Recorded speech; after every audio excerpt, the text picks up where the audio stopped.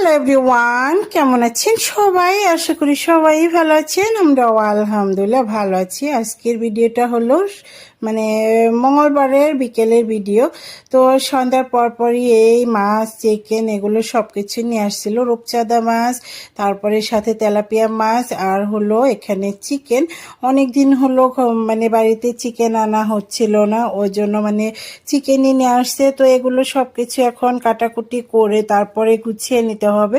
তো যেগুলো রান্না করব সেগুলোও বের করে নেব, আর যেগুলো রান্না না করব সেগুলো ফ্রিজের মধ্যে রেখে দিব। এর মধ্যে সব কিছু ধোয়াধুয়ি শেষ হয়ে গিয়েছে, কাটাকুটি। তো এখানে আদা রসুনের পেস্টও বের করে রেখেছি, যেহেতু অনেকদিন পরে বাড়িতে চিকেন আসছে, ওই জন্য ভাবলাম আজকে চিকেনই রান্না করি। এখানে পেঁয়াজও কেটে নিয়েছি, আদা রসুনও আছেই। তো শুধুমাত্র কাঁচামরিচ কেটে নিলে কিন্তু এখন রান্নাটা করা যাবে। তো এখানে কড়াই বসিয়ে দিয়েছি, কড়াইটা গরম হয়ে গিয়েছে। এখন দিয়ে দিচ্ছি তেল। তেল দেওয়ার পরে তেলটা গরম হয়ে গেলে তখন দিয়ে দিব আলুগুলো আমি মাত্র একটা আলুই নিয়েছি, নিলে কি হবে অনেকটা বড় সাইজের আলু ছিল। আর যেহেতু চিকেন দিয়ে আলু দিয়ে রান্না করব, ওই জন্য মানে আলুটা একটু ভেজে নিচ্ছি। আর এভাবে ভেজে নিয়ে আলু দিয়ে রান্না করলে কিন্তু অনেকটাই ভালো হয়, আর আলু খেতে অনেকটাই ভালো লাগে। এই তো আলুগুলা ভাজা হোক।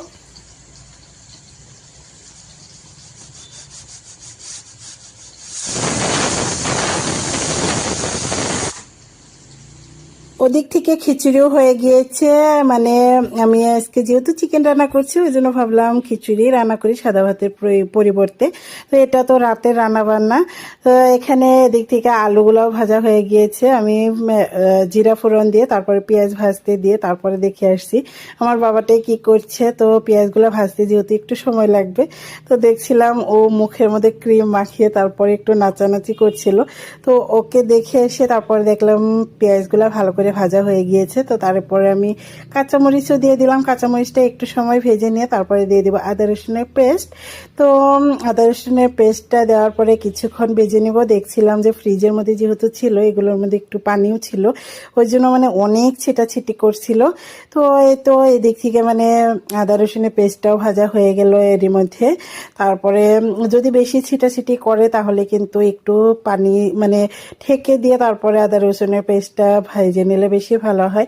তো আমি এমনিতেই ভেজে নিয়েছি, তারপরে একটু পানি দিয়ে দিলাম, তার উপরে দিয়ে দিচ্ছি গুঁড়া মশলা। এখানে হলুদ গুঁড়া, মরিচের গুঁড়া, ধনিয়া গুঁড়া, জিরার গুঁড়া, তারপরে হলো গরম মশলার গুঁড়া। তারপরে এখন দিয়ে দিচ্ছি একটু নুন, মানে স্বাদ মতো নুন দিয়ে তারপর আবারও ভালো করে নাড়াচাড়া করে নিচ্ছি। নাড়াচাড়া করে নিয়ে তারপর আমি ঢাকনা দিয়ে ঢেকে দিলাম।